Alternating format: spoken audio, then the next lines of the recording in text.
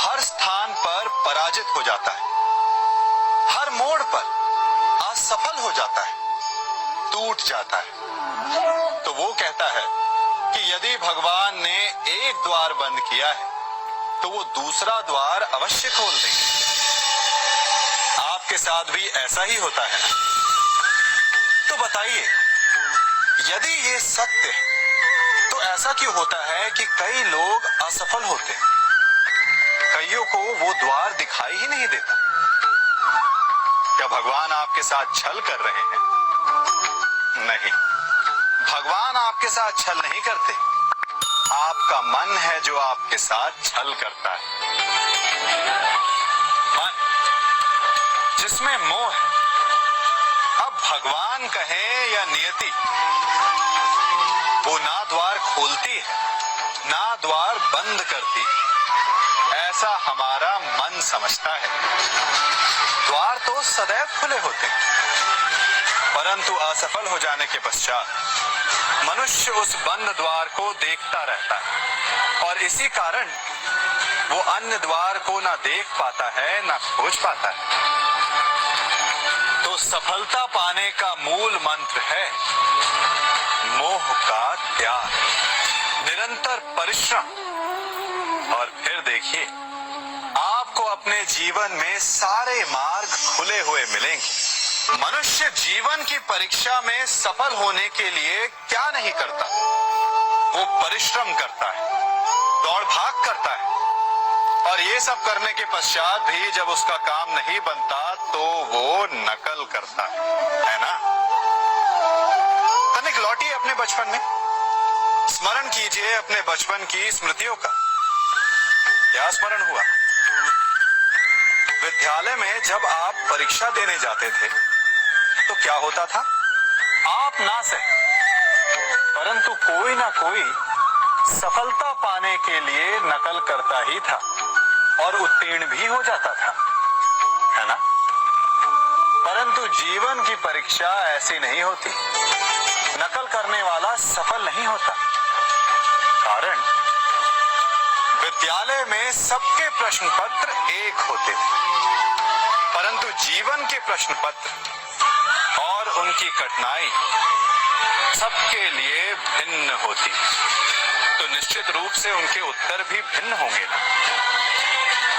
इसलिए यदि आपको जीवन में सफलता पानी है तो नकल ना कीजिए, स्वयं के प्रश्नों का उत्तर स्वयं ढूंढिए और सफलता आपकी ही होगी।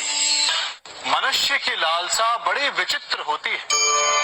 सफलता पाने के लिए वो अंधी दौड़ में भाग लेता है, जीवन का लक्ष्य पाने के लिए वो जीना छोड़ देता है, स्वयं को और अपने समय को ऐसे व्यय करता है जैसे कि वो अमर है, कभी मरेगा ही नहीं। और जब मृत्यु की घड़ी समीप आती है तब उसे आभास होता है कि वो वास्तव में कभी जिया ही नहीं।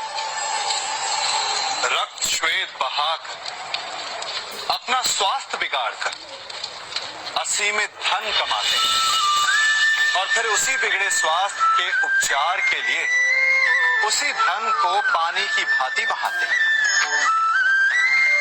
और अंत में खाली हाथ रह जाते हैं। है ना विचित्र बात? तो किया क्या जाए? इस समस्या का हल क्या है? इस समस्या का हल है शांत। अपना मन शांत रखें और अपने जीवन का हर क्षण ऐसे जियो जैसे कि आज आपका अंतिम दिन है। अपने जीवन में इतनी शांति से ज्ञान अर्जित करो जैसे कि आप अमर हैं। मरना तो एक ना एक दिन सभी को है, परंतु इस विधि से आपका जीवन सरल, संपन्न और सफल हो जाएगा। कल मुझे व्यापार में बहुत हानि हुई, कहीं भविष्य में फिर से हानि तो नहीं होगी? मनुष्य भी अपने जीवन में विभिन्न प्रकार के चिंतन करता है। जो बीत गया उसके विषय में रोता है और आने वाले कल अपने भविष्य से भयभीत रहता है। क्या आप आप भी कहीं इसी प्रकार के चिंतन में डूबे तो नहीं रहते? तनिक सोचिए, जो बीत गया उसे बदला नहीं जा सकता, अर्थात उसके विषय में शोक मनाकर कोई लाभ नहीं। और जो आने वाला भविष्य है, जिसके विषय में कोई नहीं जानता कि कल क्या होने वाला है, उसके विषय में भी चिंता करने से कोई लाभ नहीं। यदि आपको वास्तव में जीवन जीना है तो आज, अभी में जी। यदि आपका आज सवर गए तो आपके अतीत में जो हानि हुई उसकी पूर्ति हो जाएगी और आपका आने वाला भविष्य भी संवर जाएगा।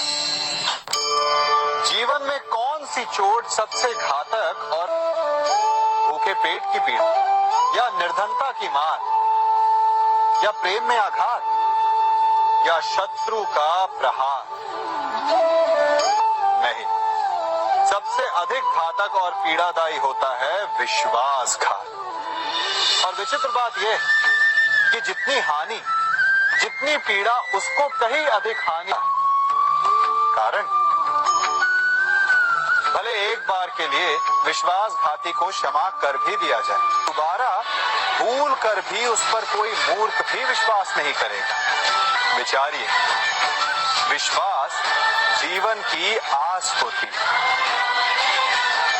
और एक विश्वासघाती न केवल दूसरों के जीवन में, स्वयं के जीवन में भी विष का वास कर लेता है। जीवन में हम सबसे अधिक किससे बचकर रहते हैं? किससे चिढ़ते हैं?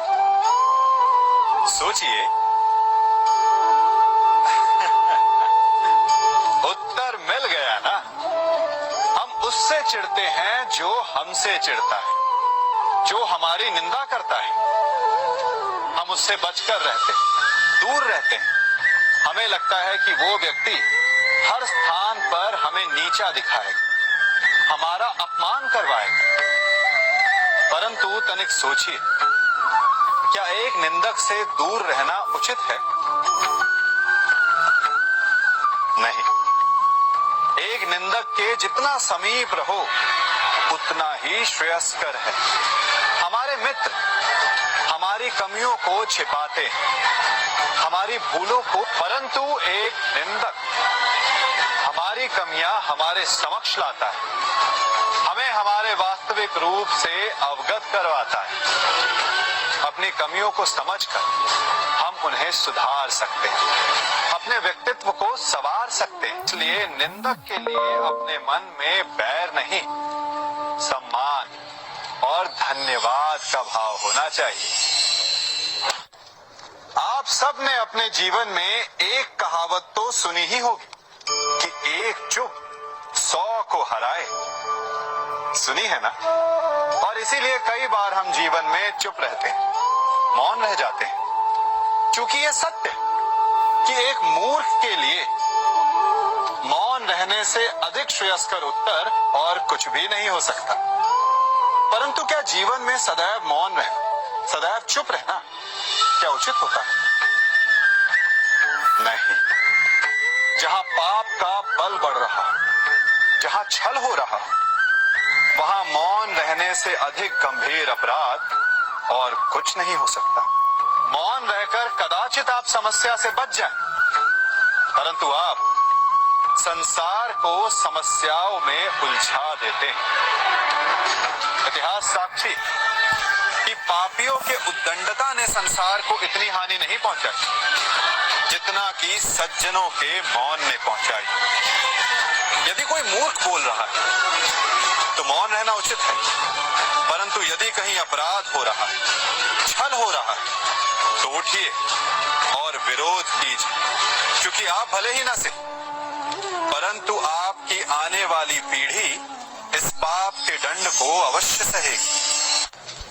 अपने जीवन में आप कितने मित्रों से मिलते होंगे, कितनों को आप स्वयं जानते होंगे, कितनों का आप शुभ चाहते होंगे और कितने आपका शुभ चाहते होंगे, और कितने ऐसे भी होते हैं कि आपके समक्ष आते, आपसे मिलते वो अपने जीवन का दुखड़ा गाने लगते।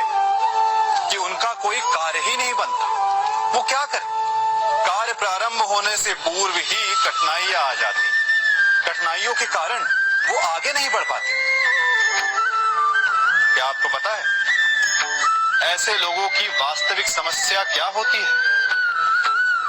क्या उनकी समस्या मार्ग में खड़ी बाधाएं हैं या वो कठिनाइयां जो उनके कार्य को कभी संपन्न ही नहीं होने देती?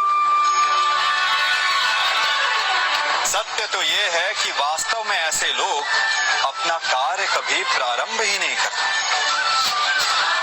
आधे मार्ग से उल्टा लौट जाने से अधिक बुरा ये है कि अपना कार्य कभी प्रारंभ ही ना कर। तनिक कार्य तो प्रारंभ करके देखिए, विश्वास कीजिए आप कभी खाली हाथ नहीं होंगे।